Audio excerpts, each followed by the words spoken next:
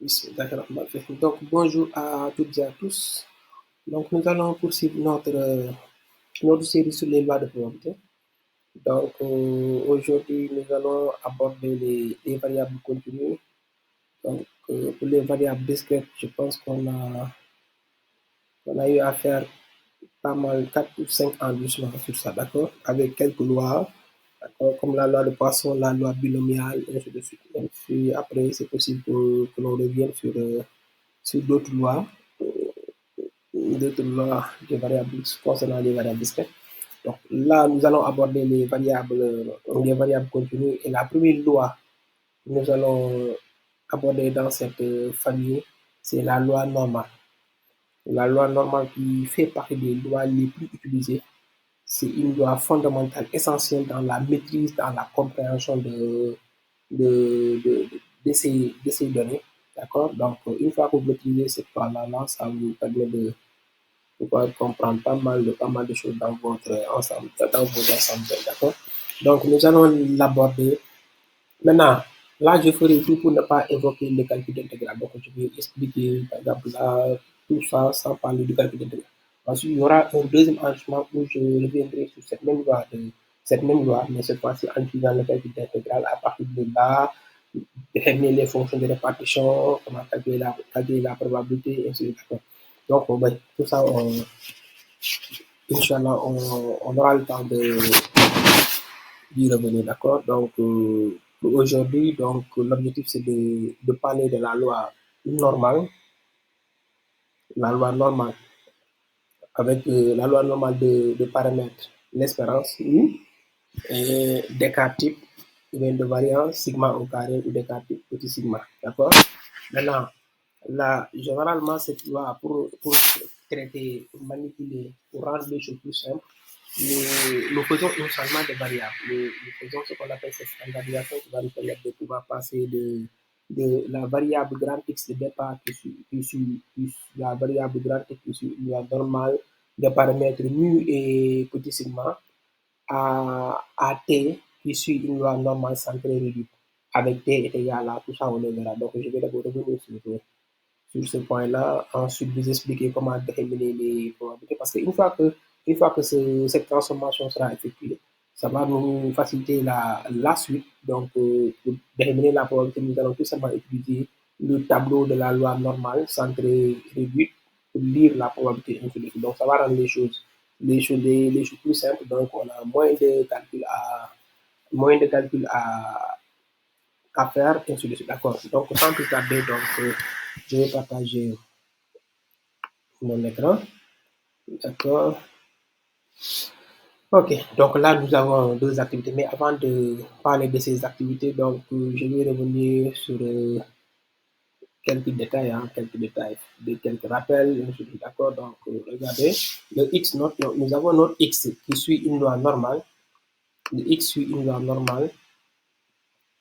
Donc, X suit une loi normale de paramètres mu, c'est l'espérance, d'écart type petit sigma, et bien là, je mets sigma au carré qui représente la variance, d'accord? Maintenant, si X suit une loi normale de paramètres mu et petit sigma, donc, alors, le T suit une loi normale centrée réduite. T suit une loi normale, T suit une loi normale centrée autour de 0, centrée et réduite. D'accord? D'accord. Attention. Maintenant, le t est égal à quoi? Nous avons fait un changement de variable. On dira avec t égal. Le t sera égal à quoi? Donc, notre t sera égal à quoi? Le x moins mu, moins l'espérance, d'accord? Sur l'écart. D'accord? Donc, t est égal à x moins mu sur l'écart. D'accord? Donc, là, nous allons passer de grand X à t. T suit une loi normale centrée réduite. Grand X suit une loi normale de paramètres mu et petit sigma. D'accord? Donc, le premier point qu'il faudrait évacuer, d'accord, c'est le passage de grand X à T. Si vous maîtrisez ce premier point-là, la partie suivante deuxième point, il y a absolument aucun problème. Parce que là, je vais détailler ça scinder ça en 3 points. Premier point, le passage de grand X à T. Deuxième point, le passage de comment, oui, comment, comment retrouver la P de T inférieure égale à alpha avec alpha positif.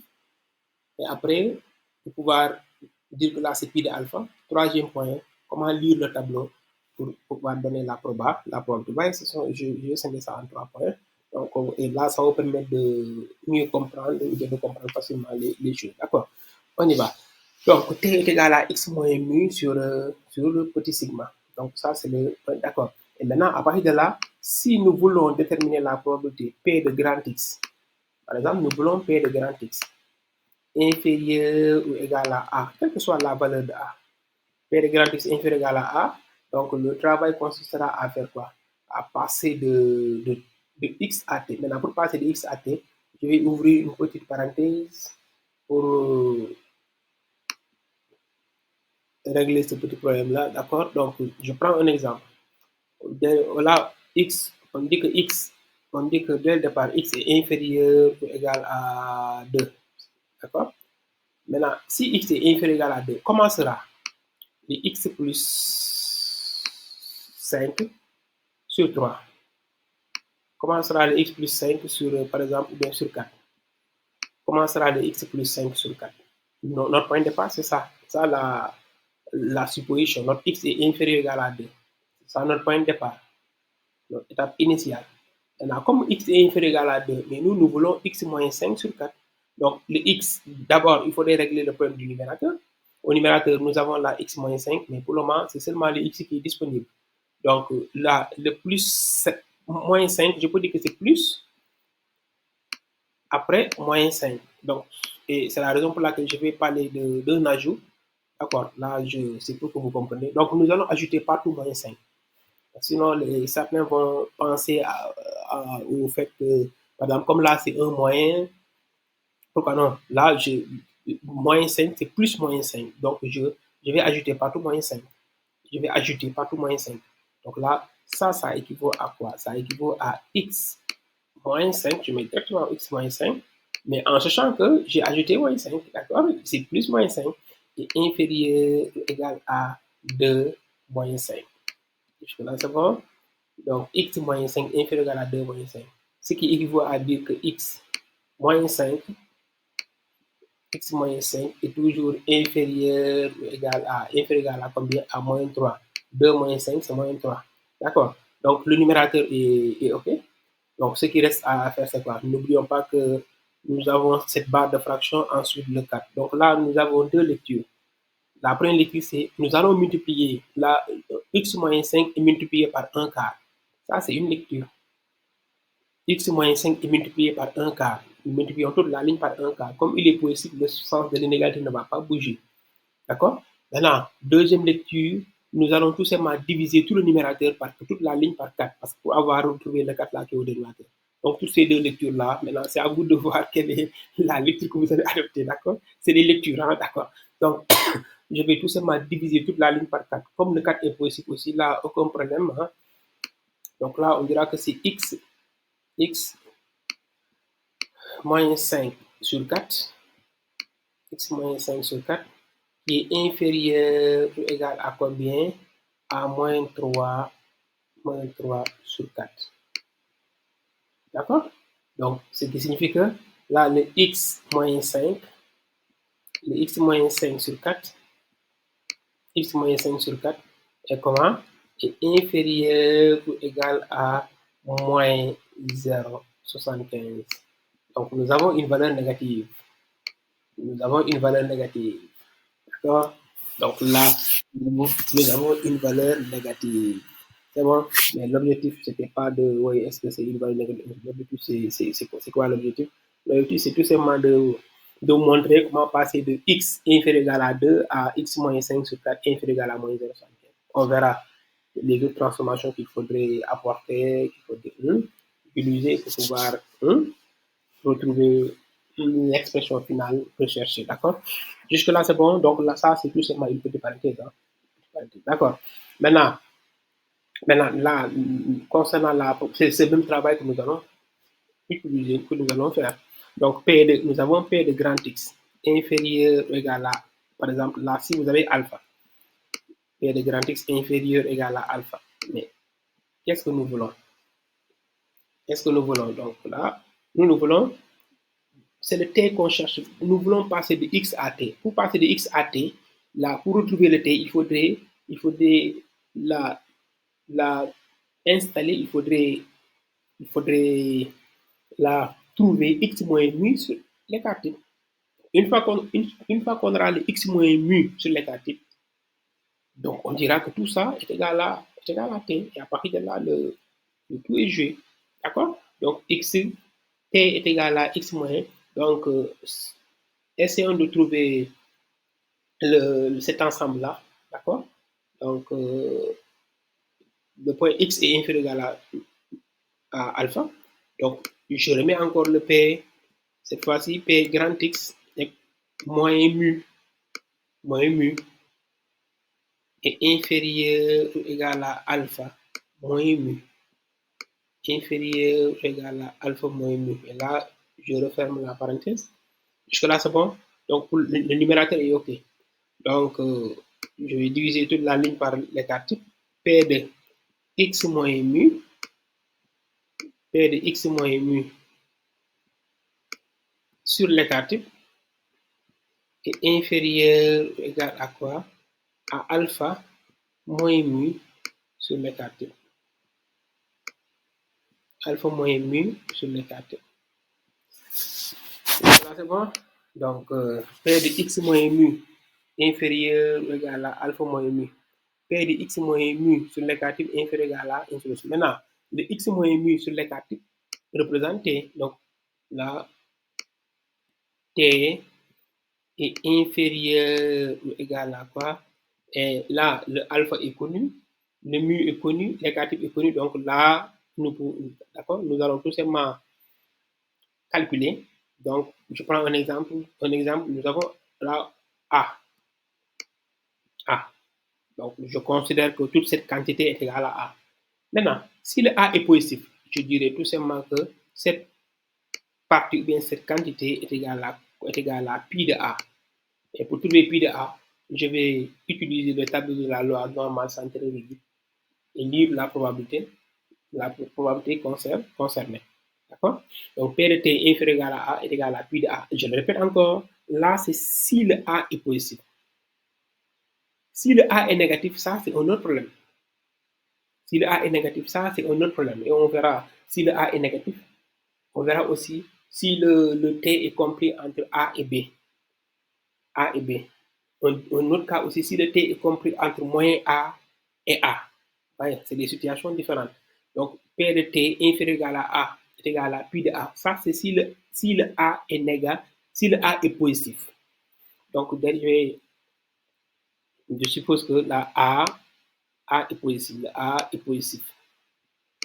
Le A est positif. Donc, on met directement pi de A et le pi de A, utiliser le tableau de la loi. Attendez, je vais monter ce tableau-là. Pi de A, donc je partage. Vous voyez, c'est ce tableau-là que nous allons utiliser. Maintenant, là, tout est facile. Donc, je vais résumer. Donc, là, là, à la place de A, si à la place de A, nous avons par exemple 0,81. Un exemple, 0,81. Le 0,8 est là. Je prends 0,8 est là. Mais comme nous voulons 0,81, 0,81 c'est 0,8 plus 0,01. 0,8 est là, 0,01 est là. L'intersection entre les deux, c'est 0,7910. Donc 0,7910 va représenter la probabilité recherchée. Mais je le répète encore, là c'est si le A, est positif. Si le A est positif. D'accord? Si le A est positif. Maintenant, si le A est négatif, nous avons P de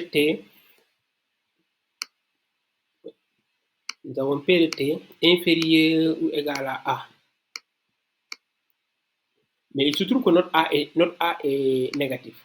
Le tableau de la loi normale centrée réduite ne donne pas P de T avec inférieur égal à A avec A négatif, d'accord? Donc, le A est négatif, donc je vais regarder comment je vais procéder. Donc, un petit visuel pour vous expliquer. Donc, ouais, même si je dessine mal, voilà, c'est bon. Donc, attendez, il faut deux que ce soit vraiment plus proche. Donc, attendez là, un tout petit peu là, donc,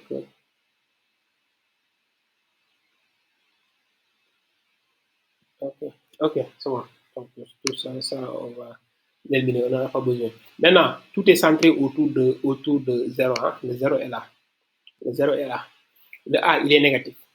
Le A, il est négatif. Je prends un exemple pour rendre l'explication plus simple. Hein. Le A est négatif. Je prends par exemple A est égal à moins 3. C'est un exemple. Hein. A est égal à moins 3. Donc, le moins 3, je vais le placer là. Par exemple, je mets le moins 3 là. J'ai moins 3. Maintenant, comme tout est centré autour de 0, si nous avons moins 3 là avec cette distance, donc la même distance là de l'autre côté, on aura le 3. Les deux sont symétriques par rapport à 0. D'accord? Donc là et là. C'est bon? Nous voulons t inférieur ou égal à A. N'oubliez pas que là, je pense que j'en ai parlé au début. Pour les variables continues, la probabilité correspond à l'aire de la partie délimitée.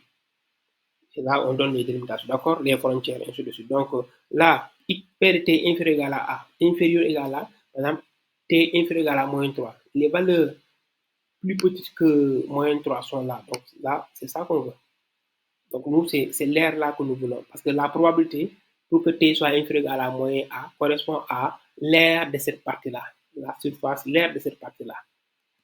Jusque-là, c'est bon? Maintenant, mais le problème, c'est quoi? L'air sous la courbe, l'air sous la courbe est égal à 1. Est égal à 1. Donc, n'oublions pas que par exemple là, ça c'est moins 3. L'air qui est là est égal à l'air qui est là. C'est la même chose. Donc là et là, c'est la même chose. Donc, même chose, pas de différence. Donc, vous avez la même chose. D'accord? Donc, calculer P de T inférieur ou égal à moins 3 revient à, et là, pour cette partie, là, nous allons dire que c'est T supérieur ou égal à 3. Donc, revient à calculer P de T,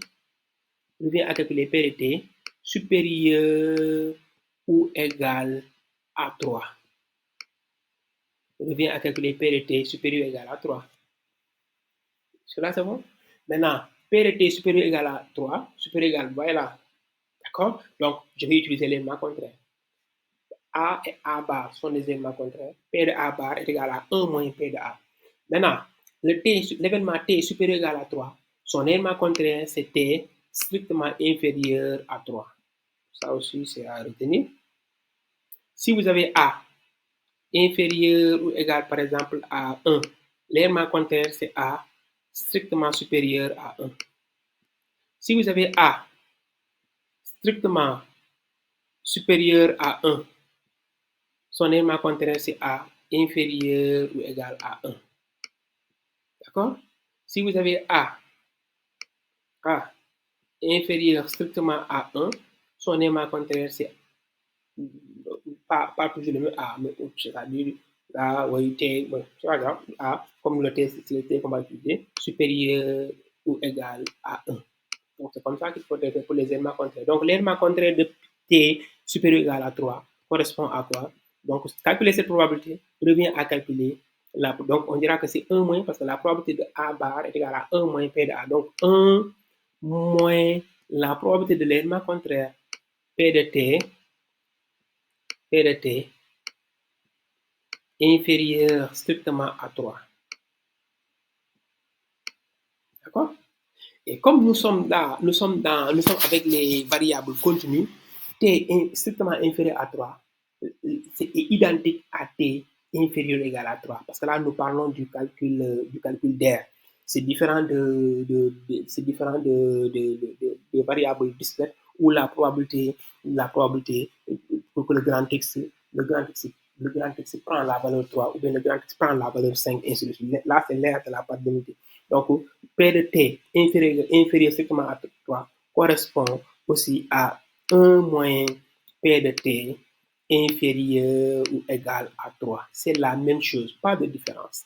Inférieur ou égal à 3. Maintenant, une fois qu'on sera là, P de t inférieur ou égal à 3, ça correspond à pi de 3. Donc, on dira que c'est 1 moins pi de 3. 1 moins pi de 3, c'est fini. 1 moins pi de 3. Donc, pi de 3, c'est le tableau qui va nous donner cette valeur-là, pi de 3. Donc, si nous voulons pi de 3, je vais reprendre le partage de ça. Donc, pi de 3. Le 3, je peux dire que c'est 3,0000. Donc, pi de 3, donc je cherche tout simplement le 3. Le 3, il est là. Il est là, le 3.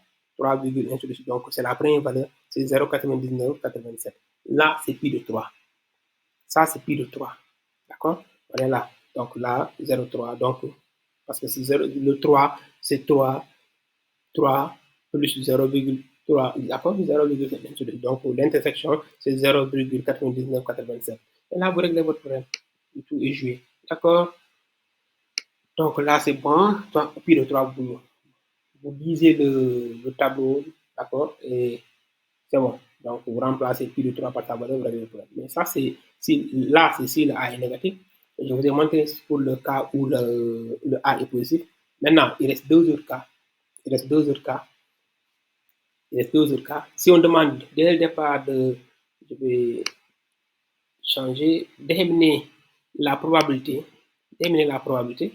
pour que, le x soit, par exemple, là, après transformation, x soit compris, par exemple, là, x soit, attendez, là, je mets combien, x soit compris entre alpha et bêta, inférieur ou égal à x, inférieur ou égal à bêta.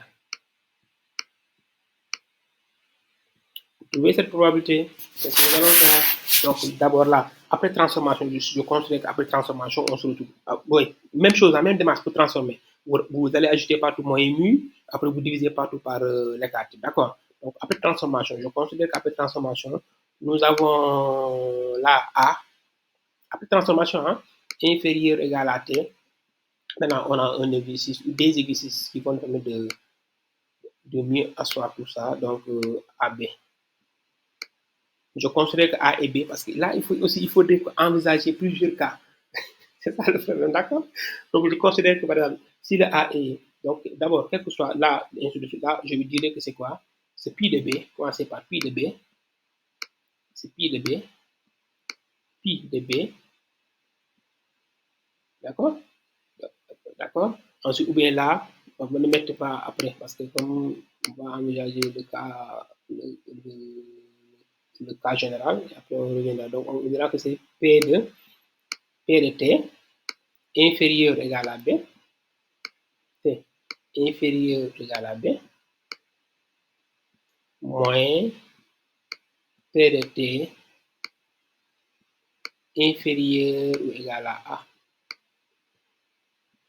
inférieur ou égal à A. Jusque-là, c'est bon? Donc, à partir de là, si le A est négatif, vous reprenez le même travail que ce que je viens d'expliquer. D'accord? Donc, si inférieur, il a vraiment le problème. Donc, à partir de là, vous n'avez aucun problème. Tout est OK. D'accord? C'est bon? Donc, ça, c'est une situation. Maintenant, si après transformation, là, nous avons moins A inférieur égal à T inférieur ou égal à A. Nous avons les mêmes valeurs. Non, A est son opposé. A est moins A. Ça. Donc là, mettez directement. Donc, ne perdez pas votre temps parce que oui, nous pouvons le démontrer. Hein. Donc là, vous dites que c'est P de T inférieur ou égal à A moins P de T inférieur ou égal à moins A. Inférieur ou égal à moins A. D'accord? P de T inférieur ou égal à A moins P de T inférieur ou égal à moins A. D'accord? Donc là, ça c'est P de T inférieur ou égal à A.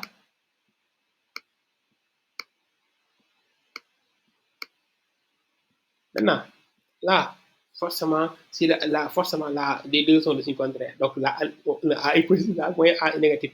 Donc, comme il est négatif, je pense que ça, je l'ai déjà expliqué. T inférieur ou égal à A, c'est la même chose. D'accord. Donc, du coup, on va se retrouver, donc vous avez dit que c'est moins, entre parenthèses, ça correspond aussi à P de T supérieur ou égal à A. C'est le premier cas, je pense que c'est le premier cas que je vous ai expliqué. Donc, P de T supérieur ou égal à A. D'accord. Moins A, A. Et après, c'est supérieur ou égal à A, donc nous allons utiliser l'élément contraire. Donc, c'est moins 1 moins P de T, 1 moins P de T, P de T inférieur strictement à A. Là, j'ai utilisé l'élément contraire. Si vous vous rappelez très bien, je vous ai dit que P de T strictement inférieur à A est identique à P de T inférieur ou égal à A pour les variables continues. Donc, je continue. Hein. N'oubliez pas cette partie-là aussi. D'accord. Donc, là, c'est moins 1 plus P de T, moins 1 plus P de T inférieur ou égal à A, parce que c'est la même chose. D'accord. Donc, et là, nous avons P de T inférieur ou égal à A plus P de T inférieur ou égal à A, ce qui va nous donner P de voilà, A. Donc là, nous aurons 2P de T inférieur ou égal à A, 2P de T inférieur ou égal à A. Ensuite, moins 1. Ce qui est égal à quoi? Là, T inférieur ou égal à A, c'est 2pi de A. 2pi de A moins 1. Donc là, vous avez 2pi de A moins 1. C'est bon? 2pi de A moins 1. Et là, vous réglez votre problème. Donc, 2pi de A moins 1. 2pi de A moins 1. Vous voyez les différentes situations.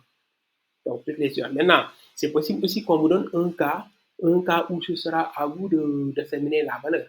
On peut vous donner la probabilité et vous demander la valeur pour laquelle cette probabilité sera vérifiée. D'accord. Là, on verra ça dans les activités. Et pas de problème. Donc, voilà, là, nous avons les différents éléments qui vont nous permettre les outils. Je considère ça comme les outils qui vont nous permettre de pouvoir être à l'aise, de pouvoir aborder les choses facilement. D'accord. Ok. Donc, on va s'arrêter là pour le premier enregistrement. Maintenant, le prochain enregistrement, nous allons revenir sur nous allons démarrer les activités pratiques, d'accord. Donc là, vous voyez, donc là, on vous dit selon une étude. Maintenant, moi, j'ai pris arbitrairement ces valeurs-là, d'accord. Donc après là, vous reprenez les activités. Une fois que l'activité sera comprise, donc si vous avez les bonnes valeurs, mettez là-bas les bonnes valeurs et répondez aux différentes questions. Donc, vous avez toutes les informations rechercher, et ainsi de suite, d'accord. Donc, selon une étude, le prix moyen d'une chambre d'hôtel à Dakar est de 15 000 francs. Je le répète encore, les 15 000, donc j'ai pris arbitrairement cette valeur-là, d'accord, ce prix-là, d'accord. Donc, est de 15 000 francs par nuit. Sachant que le prix des chambres suit une distribution normale avec un écart type de 5 000, calculez les probabilités suivantes. Donc, la probabilité, donc, nous allons revenir sur tout ça au prochain épisode, d'accord? Donc, l'épisode 2. Donc, pour l'épisode 2, on fera tout pour corriger l'exercice 1, l'épisode 3, l'exercice 2, on verra. D'accord? Donc, merci beaucoup. À très bientôt. Le plus puissant à la veille sur vous. Merci. Ciao, ciao. À très bientôt.